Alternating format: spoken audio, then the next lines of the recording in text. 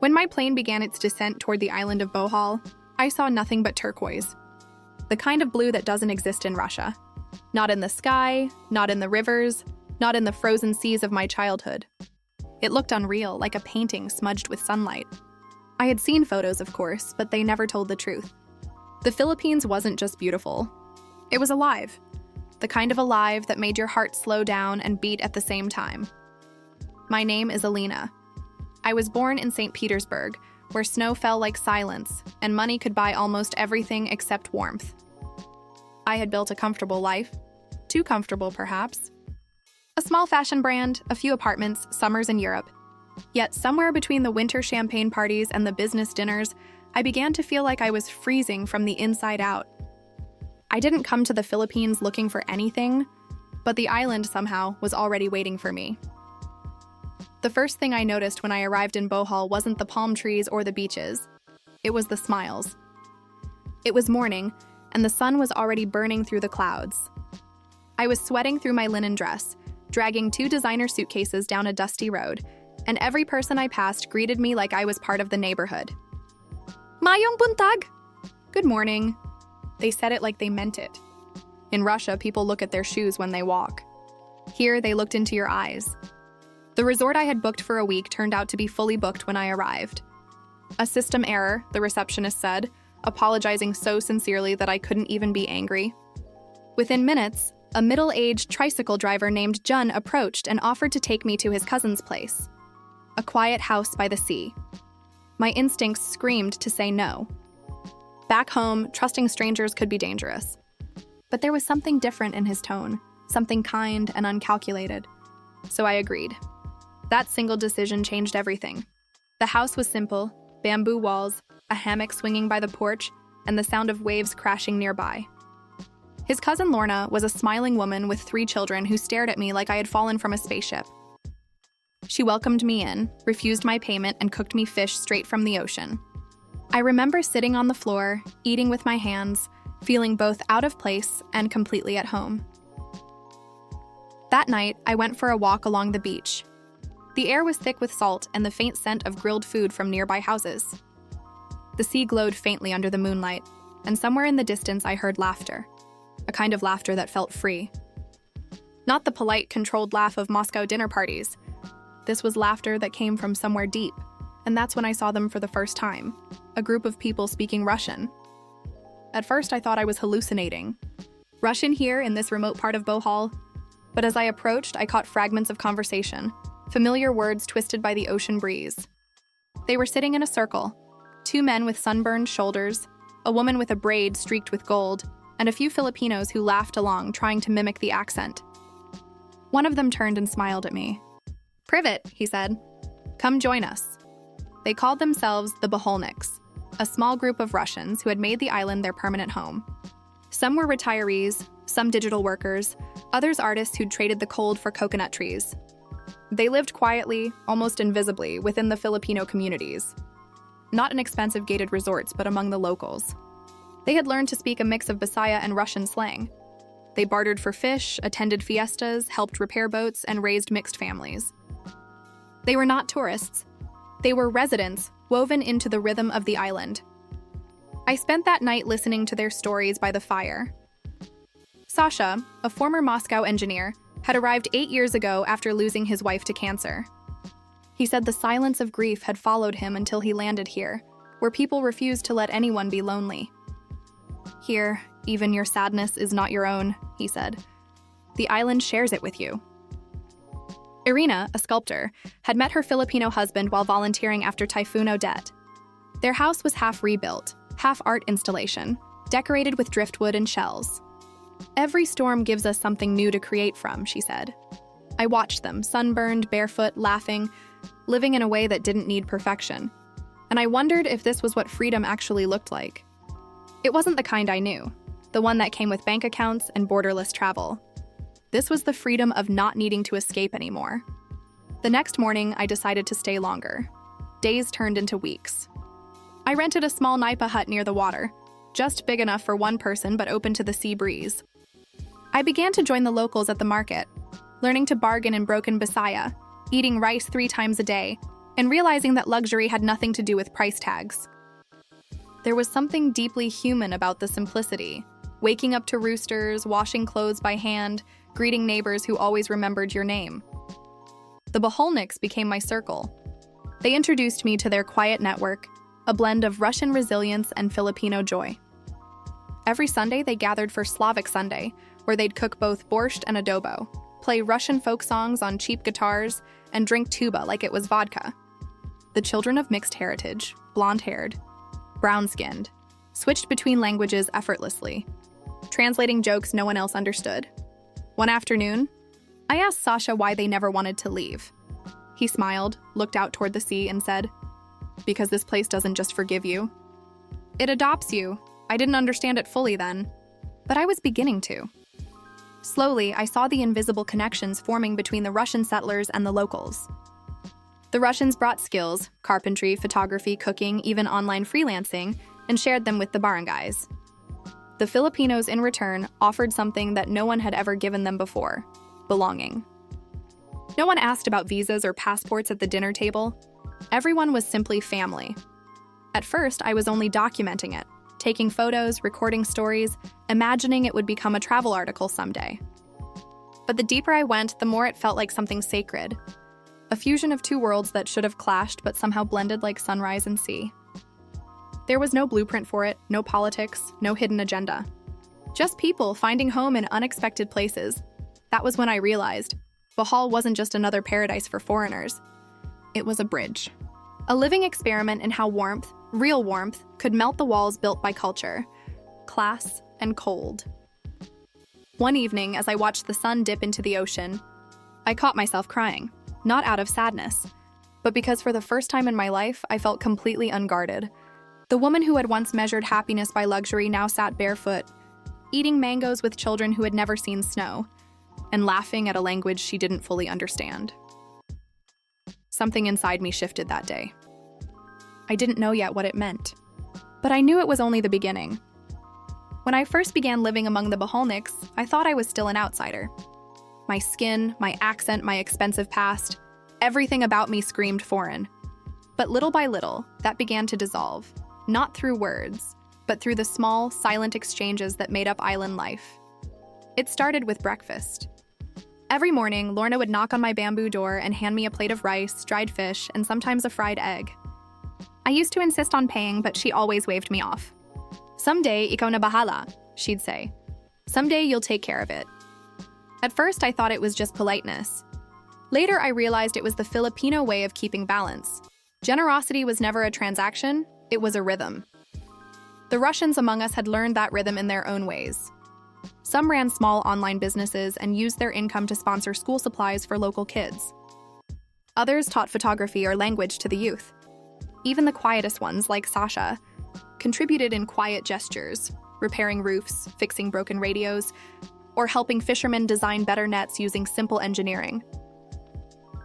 One evening during a gathering by the beach, I watched as Irina's Filipino husband, Jun, helped his Russian in-laws set up a bonfire. They moved together without talking, each one anticipating the other's next step. I remember thinking how rare that was, two cultures working in perfect silence. Not because they had nothing to say, but because they already understood each other. Over time, I began to understand the secret of this place. It wasn't built on the idea of starting over. It was built on learning to live with what you already have and making peace with it. Back in Moscow, I had spent years chasing more clients, more projects, more noise. Here, life was not about accumulation. It was about adaptation. And somehow, adaptation turned into connection. One afternoon, I joined a group of Filipinos gathering seaweed near the shore. I had never done manual labor in my life. My soft hands burned from the salt water and the sun made me dizzy. But when I looked around, no one seemed to be struggling. They sang while they worked. They laughed at the wind. There was a strange joy in their exhaustion, a kind I had never known.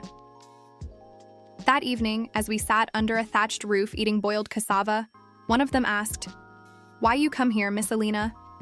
You have everything already." I didn't know how to answer. I looked at their tired faces, sun-darkened, smiling, content, and said softly, "Because I had everything. Except this." They didn't reply. They just nodded, as if they understood something that didn't need explaining. That night, I wrote in my journal, Filipinos work to live. Russians live to work. But here, maybe we're all learning to simply live. Weeks turned into months. I began to see how both cultures carried deep scars and deep wisdom. Russians carried endurance, the kind born from centuries of cold, hunger, and quiet pain. Filipinos carried lightness, the kind that doesn't ignore hardship but laughs in its face. Together, they created something balanced. The Russian seriousness softened by Filipino humor. The Filipino optimism steadied by Russian realism. At our weekly gatherings, those differences became stories. The Filipinos teased the Russians about their resting serious face, while the Russians teased the Filipinos about being too happy all the time. But beneath the laughter, there was mutual respect. The Russians admired the Filipino family bonds, how no one was ever truly alone, how cousins and neighbors functioned as one. The Filipinos, in turn, admired the Russians' discipline and honesty, the way they spoke directly, worked quietly, and stood by their word. I remember one conversation that stayed with me. I was sitting by the shore with an older Russian named Nikolai, who had been living in Bohol for 10 years. He said, "You know, Alina, Russians chase stability all their lives, but we never find it. We think it comes from systems, government, or wealth. Then we come here and realize that stability is not a system. It's people." That line never left me, because in Bohol, that truth revealed itself every day. When typhoons came, everyone shared what they had: food, candles, dry clothes. When a local child got sick, everyone chipped in. When a Russian expat ran out of visa extensions, a Filipino family offered their couch until it was sorted. It was a society of quiet kindness. And I began to see why they never wanted to leave. The Boholniks had built more than a community. They had built a hybrid identity. Their homes were half Slavic, half tropical, paintings of Moscow beside Santo Niño statues, borscht simmering next to rice cookers. Their language was a symphony of accents. You'd hear someone say privet po, mixing Russian greeting with Filipino politeness. Children sang lullabies that switched between Cyrillic and Bisaya, and in all of it there was no confusion, only harmony. But what fascinated me most wasn't just how they lived together. It was how they saw life. Russians, shaped by history, often carry the belief that happiness is earned through struggle. Filipinos, shaped by faith, believe happiness is given, something you choose even in the middle of struggle. Watching them together was like watching two halves of humanity meet halfway. One afternoon, after a rainstorm, we gathered under a leaking roof to dry clothes. Irina's husband joked, "Rain is free shower!" Everyone laughed and except me. I was still uncomfortable, still clinging to old habits, still seeing inconvenience where they saw blessings. Irina noticed my face and said softly, "You will learn, Alina. In the Philippines, rain doesn't ruin your day. It gives you a story." That single line explained the whole country to me. In Russia, rain means sadness. In the Philippines, it means life. And that difference changes everything. I began filming their lives for my documentary, not as a filmmaker, but as a witness. The laughter of a Russian child dancing in a fiesta, the sight of a Filipino fisherman fixing a Russian expat's boat, the elderly couples who shared meals without understanding each other's language yet perfectly understood each other's emotions. It was raw, unscripted beauty. At one point, I asked Nikolai why he thought no one ever left. He smiled and said, "Because we are rich in the only way that matters now, connection." He was right. Here, time slowed down. People spoke to each other, not at each other. Money existed, yes, but it wasn't the center. No one cared what brand of clothes you wore or how big your house was. What mattered was how often you laughed, how often you shared, how often you showed up when someone needed you. I realized that this community had found what so many people around the world were searching for. A sense of meaning that came not from having, but from belonging. And for me, a woman who had once chased luxury in marble hallways and high towers, it was both humbling and liberating. I wasn't the observer anymore. I was one of them. When fiesta season arrived, I found myself dancing barefoot in the streets, covered in sweat, confetti, and joy.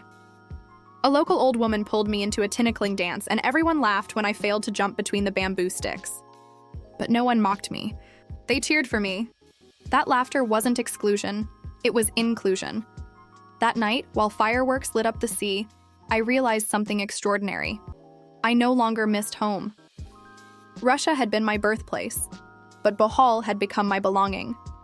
I looked around at the people, Russians, Filipinos, mixed families, all celebrating under the same stars, and thought, maybe the world doesn't need to be divided by flags. Maybe it only needs more islands like this.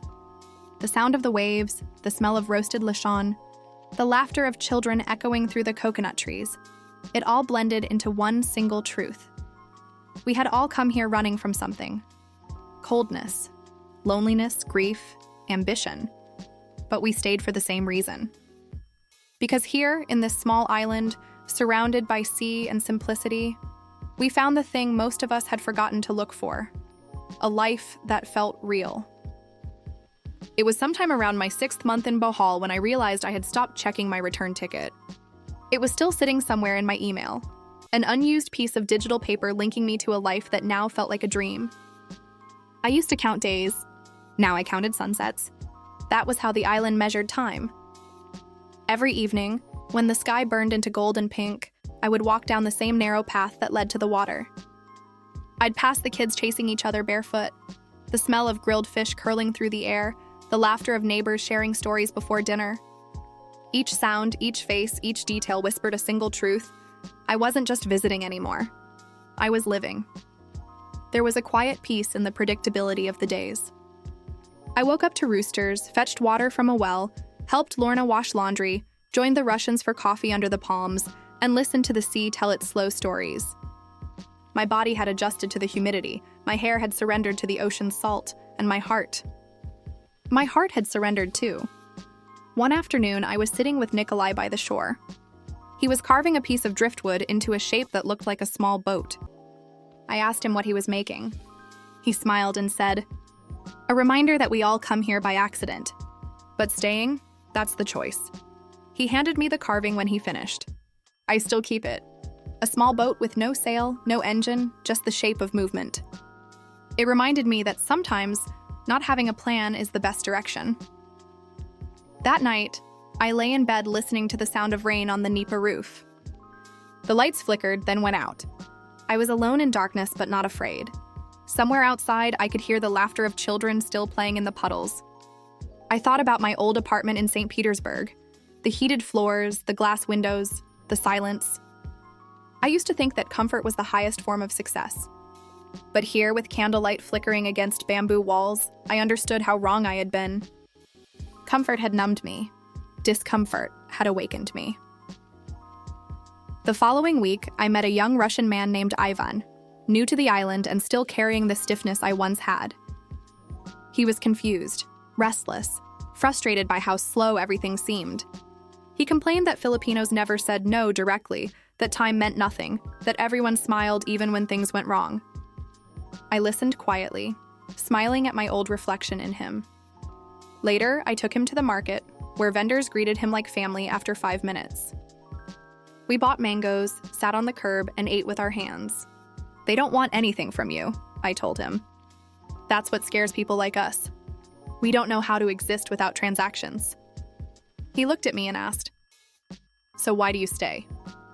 I answered without thinking, "Because here I'm not a stranger. I'm just a person." That was the first time I said it out loud, and I realized it was true. In Bohol, nobody cared that I was a blonde woman from Russia. They cared whether I joined the cleanup after a storm, whether I helped when a neighbor was sick, whether I showed up for birthdays, weddings, funerals, or Sunday barbecues. Here, identity wasn't something you introduced. It was something you demonstrated. Over time, I stopped filming the documentary as an outsider. The story had swallowed me. My camera became part of the community, and filming laughter, meals, small gestures, quiet resilience. I began to see how this island had become a mirror of what humanity could be when kindness was the currency and belonging was the goal. The Russian-Filipino children fascinated me most. They switched between Russian directness and Filipino charm effortlessly. They'd scold their parents in Russian one moment, then ask permission in Bisaya the next. They were proof that identity doesn't have to be singular. It can be layered, colorful, living. Watching them, I realized something profound. Maybe we spend too much time defining who we are instead of becoming who we could be together. Months later, I decided to visit Tagbilaran City to renew my visa. The officer looked at my passport, glanced at my local address, and asked, "You planning to stay long?" I smiled. "Maybe forever," he laughed. "Everyone says that after the first few months. Then they go back, but I didn't." When I returned to the village, they were holding a small celebration. Not for any reason, just because it was Sunday and the sea was calm. There was music, dancing, and food that never seemed to run out. Someone handed me a plate of adobo and rice. A child tugged on my hand, pulling me to dance. And in that moment, I knew. This was no longer a temporary chapter. It was the rest of my story. Later that night, sitting under the stars, I recorded a voiceover for the documentary. Not for the world, but for myself. My voice trembled, but it was honest. I came here looking for something beautiful. I thought it would be the beaches, the sunsets, the palm trees. But beauty was never the sand. It was the people. It was the way they laughed even when it rained, the way they shared even when they had little, the way they remembered your name, your face, your story. In Russia, I had everything except warmth. Here, I have nothing except everything that matters. I paused, hearing the waves crash softly behind me. The secret Russian-Filipino community of Bohol, I continued, isn't a secret at all.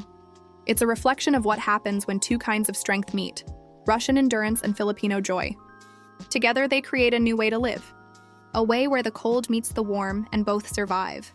When I finished recording, I turned off the camera and just sat there. The night air was thick with salt and laughter. Somewhere nearby, someone strummed a guitar, singing a mix of Russian and Filipino lyrics. I closed my eyes and let it wash over me. That's when I realized what this place had truly given me. Not just belonging, but identity. Not one built on nationality or success, but one rooted in shared humanity. Months later, the documentary aired online.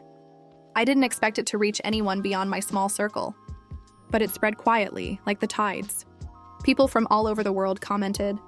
A woman from Norway wrote, "This is the first time I've seen happiness explained without words." A Filipino student messaged, "Now I understand why foreigners fall in love with our country." And a Russian man I'd never met said, "You reminded me that we can be soft too." I read those words sitting under the same palm trees that had witnessed my transformation. The waves were still rolling in, unchanged and eternal. The island didn't celebrate or congratulate me. It simply existed, patient, beautiful, and endlessly giving. Sometimes when tourists arrived, I'd see that familiar look in their eyes, the awe, the disconnection, the longing. They'd talk about staying forever, but few did. I wanted to tell them that forever isn't a time. It's a feeling.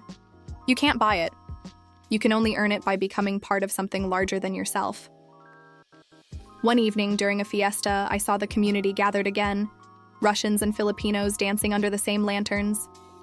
The old and the young, the rich and the simple, all moving to the same rhythm. I looked at them and thought, this is what the world could look like if we stopped seeing borders and started seeing people. As the music swelled, I joined the dance. Lorna took my hand, her eyes glimmering with mischief. "You're one of us now, Alina," she said. I laughed, tears stinging my eyes. Was I ever not? The waves crashed against the shore in rhythm with the drums. Lanterns floated into the night sky like tiny suns. And for a moment, everything, every life, every culture, every language, blended into one heartbeat. That was the real secret of the Russian-Filipino community of Bohol. It wasn't hidden from the world.